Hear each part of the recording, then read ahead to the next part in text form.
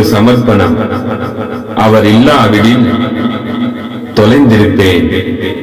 அப்புறம் இந்த பந்தல் தெரிய போதா, நான் தெரிய போறேன்னா இங்க பேசுறது உங்களுக்கு காதுல கேட்க போதா? நாய்க்கோல் போன்னு நாய்க்கோல் சின்னது பாடத்துல பாட்டு போயின்னு இருக்கிறோம் இல்ல. அப்போ என்ன போச்சுன்னா, நம்ம டீப்பா உள்ள போயிட்டா இங்க எதுவுமே இல்லை, வெளியே பாக்குறது எல்லாம் பொய். உனக்கு உள்ள போனல அங்க என்ன பார்த்தியோ அதான் மெய்யின்றது புரியுதா? அப்போ உங்களுக்கு புரியுது.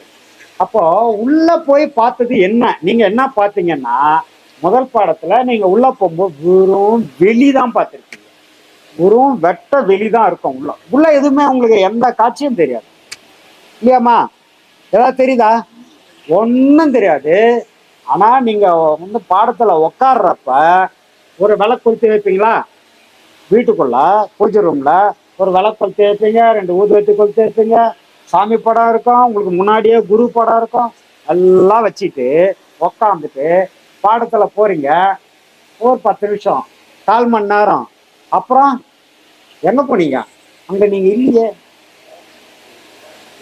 அங்க இல்ல, நீங்க எங்க போனீங்கன்னு தெரியல. நீங்க போனீங்களா இல்ல அது எங்க போச்சுன்னு தெரியல. நீங்க இருந்தீங்கன்னா அது இல்ல, அது இருந்தா நீங்க இல்லை. அப்ப ஏதோ ஒண்ணு அங்க இல்ல. இப்ப இல்லாம போறத வச்சுக்கிட்டு தான் நம்ம இவ்வளோ ஆட்டம் போட்டுன்னு இருக்கிறோம்.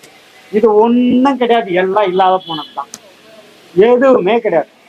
இந்த உட்காந்துக்கிற நீங்களும் இல்லை, நானும் இல்லை தான். ஆனா இதை சொன்னா யாரும் ஒத்துக்க மாட்டாங்க. அப்போ ஒரு 10 நிமிஷம் கழிச்சு பாடத்துல போகும்போது உங்களுக்கு பாடம் வாங்கினவங்களுக்கு புரியும், வாங்காதவங்களுக்கு ஒண்ணுமே புரியாது. என்னமோ சொல்றாங்க, இவங்களும் தலையாடுறாங்கன்னு நினைப்பாங்க. 10 நிமிஷம் 1/4 மணி நேரத்துல வெறும் சூன்யம் இருக்கும் உங்களுக்கு பாடத்துக்கு போகும்போது. அப்போ அதுதான் நிஜம், அதுதான் உண்மை, அதுதான் உலக இயக்கம், அதுதான் இறைவன், அதுதான் நீ, அதுதான் நான். இப்படி இருக்குது, இப்படிதான் போயிட்டு இருக்குது உலகம். ஆனா நம்ம அதை வாங்கலாமா இதான் எல்லாம் இல்லாததெல்லாம் 5 ஏக்கரா 5 கோடி ரூபாய் கொடுத்து ரீஸ் பண்ணிட்டு வரேன். அடப்பாவி, இல்லாததுராதுன்னா இருக்குது. அப்புறம் வாங்கி ரீஸ் பண்ணி 5 கோடி ரூபாய் கொடுத்து 5 ஏக்கரா எனக்கு சொந்தம் அங்கன்றான். அது இல்லை, வெறும் ஸ்பேஸ் தானே வாங்கி வச்சுக்கிறான். ஸ்பேஸ் தான். இப்ப ஒரு உதாரணத்துக்கு சொல்றேன் பாருங்க. ஃபிளாட் சிஸ்டம் இருக்குல்ல, சென்னையிலாம் ஃபிளாட் சிஸ்டம் இருக்குல்ல, 5 மாடி 10 மாடி குடியிருப்பு. உங்க வீடு எது பண்ணா இதான்னுவான். இதான்னா இப்போ 5வது மாடியில அங்க போ, உங்க வீடு எது பண்ணா இதான். ஓ, நீ நிக்கிறிய, அது வந்து கீழே இருக்கிறான் பாரு, அவனோட ரூஃப், அவனுக்கு ரூஃப் தானே அது. அவன் ரூஃப் மேல நீ நின்னுங்கிற.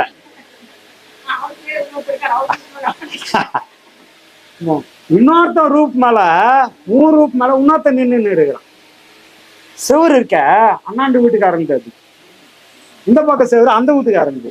உனக்கு எங்கடா செவரு? வெறும் ஸ்பேஸ துடுகுத்து வாங்கிட்டேன், வெறும் காலி ஸ்பேஸ், சாதாரண இடம் துடுகுத்து வாங்கியாச்சு. அம்மா உண்மை சொன்னா ஒத்துக்க மாட்டான். ரிஜிஸ்ட்ரேஷன் ஆயிருக்கு, நான் 5 கோடி ரூபாய் கொடுத்து இடம் வாங்கியிருக்கேன். அத்தனையும் பொய்ன்னு சொன்னா ஒத்துக்குவானா? வித்தவன் கட்ட எத்தனை வருவான் என்ன அடிக்கிறதுக்கு? ஓ, என்ன பண்ணின்னு இருக்கிற நீ? அவன் பிளாட் சிஸ்டம் போட்டு வித்துன்னு இருக்கிறான், நான் இங்க பொய்ன்னு சொன்னதுரா, சும்மா விடுவானா? என்ன துட்டு போச்சு கொலடா என்னணும் இல்லையா? அப்போ வாங்கினவனுக்கும் பிரச்சனை, விற்கிறவனுக்கும் பிரச்சனை. கட்சியில என்ன பொலி போட போறாங்க, அதை விட்டுருவோம்.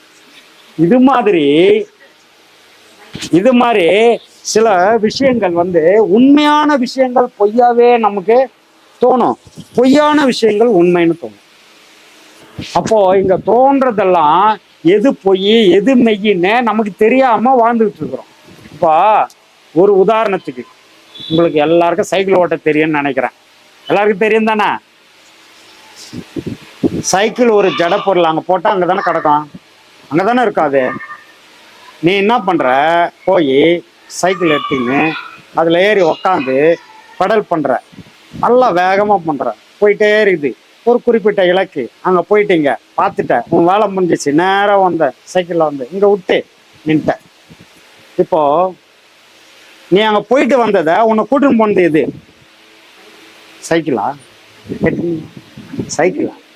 சைக்கிள் ஜடப்பொருள்.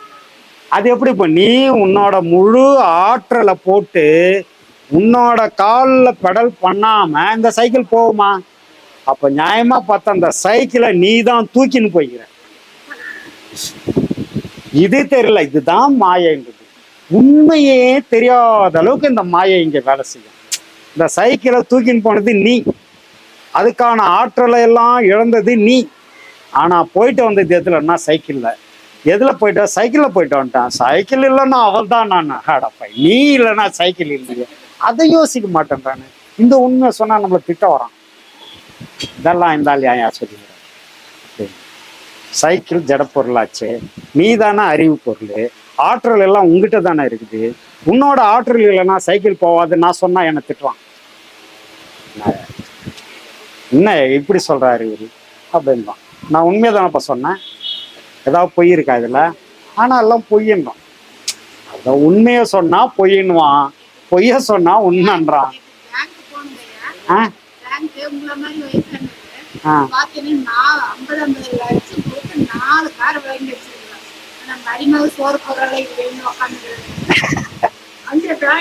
மாயை, இந்த மாயை இது மாதிரிதான்மா இல்லாததுக்கு.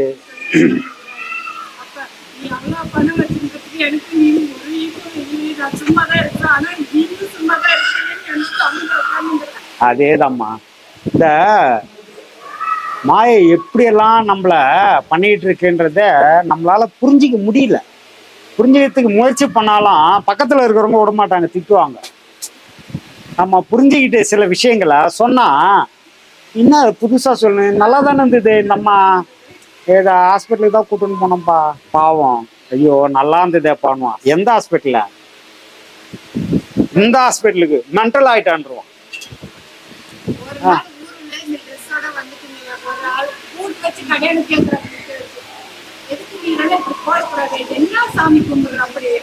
பத்தியா? அதுதான் அவங்களுக்கு தெரிஞ்சதுமா. அது அவங்களுக்கு தெரிஞ்ச. நம்ம ஏன் இந்த ட்ரெஸ்ஸை போடுறோம், இதனால என்னன்னு நமக்கு தான் தெரியும். தெரியாதவங்களுக்கு சாமி பக்கம் ஒரு நாளா தேங்காய் ஒழிச்சு வச்சிருக்கிறீங்களா, நம்ம பக்கத்துல திருப்பி வச்சிருக்கிறீங்களா, அதனால நாங்க இது போட்டுனா அந்த தேங்காயை பத்தியாவது தெரிஞ்சுக்கிறீங்க அப்படின்னு சொல்லிட்டு வந்தோம். ஒரு வார்த்தை சொல்லிட்டு. அதுதான், அதெல்லாம் அவங்க எடுத்துக்க மாட்டாங்க. ஏன்னா அவங்களுக்கு புரியாத விஷயத்த நம்ம சொன்னா புரிஞ்சிக்க மாட்டாங்க.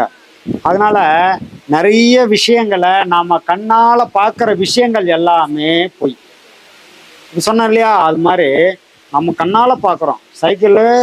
சைக்கிள்ல நீ தான் மெச்சின் போயிட்டு அவசரமா போய் பேங்க்ல போய் பணம் கட்டிட்டு வந்தே தவிர சைக்கிள் தான் உன்னை கூட்டும் போச்சுன்னு நம்பிட்டியே.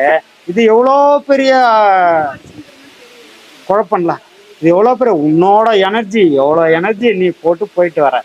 ஆனா சைக்கிள் தான் அப்படின்னு.